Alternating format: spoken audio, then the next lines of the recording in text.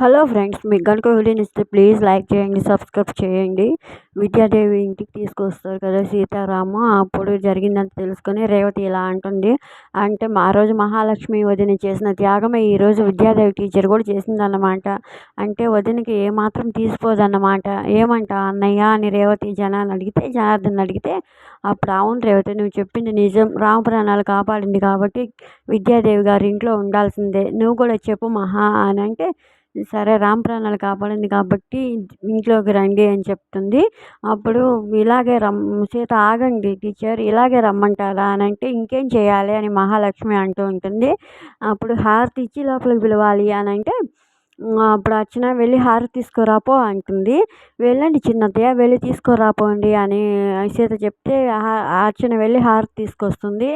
అప్పుడు ఇంకా హారతి తీయబోతుంటే ఆగండి అత్తయ్య, మీరు తీయండి మహాలక్ష్మి అత్తయ్య అని చెప్పి సీత చెప్తే అప్పుడు ఇంకా తప్పనిసరి పరిస్థితిలో మహాలక్ష్మి హారతి తీస్తుంది. అప్పుడు ఇంట్లోకి తీసుకెళ్తారు.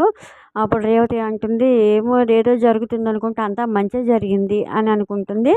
అప్పుడు మహాలక్ష్మి ఒకటే కూర్చొని కుర్చీలో ఆలోచిస్తూ ఉంటుంది రామ్ చెప్పిన మాటల గురించి. ఇంకా ఈమెని నేను ఇంట్లో నుంచి ఇంత అవమానించి పంపించినా మళ్ళీ ఎలా వచ్చింది, అసలు ఎవరు ఈమె అని ఆలోచిస్తూ ఉంటుంది.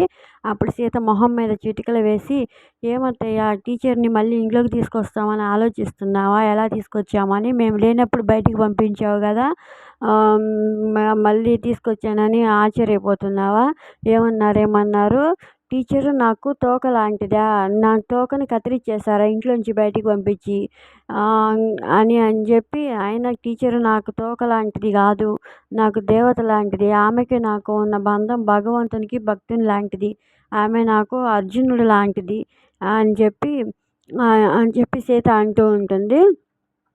అప్పుడు సీత ఇంకా రాత్రి ఏం చేశారు అత్తయ్య, నేను మా మామ ఒక దగ్గర అంటే మా అక్కని పంపించి మా చెడగొడతారా, మా ఒంటరి జీవితాన్ని చెడగొడతారా మా అక్కని పంపించి అని సీత అంటుంది.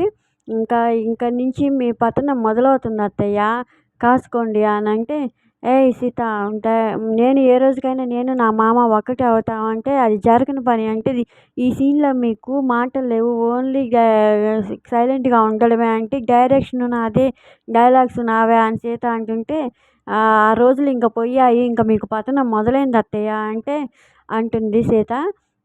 నేను ఒక్కొక్క మెట్టు ఎక్కుతూ వచ్చానే అని మహాలక్ష్మి అంటే, మీరు ఒక్కొక్క మెట్టు ఎక్కి రాలేదు అత్తయ్య, అందరు తలల మీద కాళ్ళు పెట్టి పైకి వచ్చారు, మీరు ఎక్కింది మెట్లు కాదు పాకుడు రాళ్ళు, ఏ రోజు అయ్యే మీ జారి పడతారు, ఆ తలలే మిమ్మల్ని జారి పడేలా చేస్తాయి, తొక్కిపెట్టిన తలలే మిమ్మల్ని జారి పడేలా చేస్తాయి అని అంటూ వెళ్ళిపోతుంది. ఏంటి ఇది అన్న మాటలకు అర్థం, నేను తొక్కిన తలలే నన్ను జారి పడేలా చేయడం ఏంటి అని ఆలోచిస్తుంది.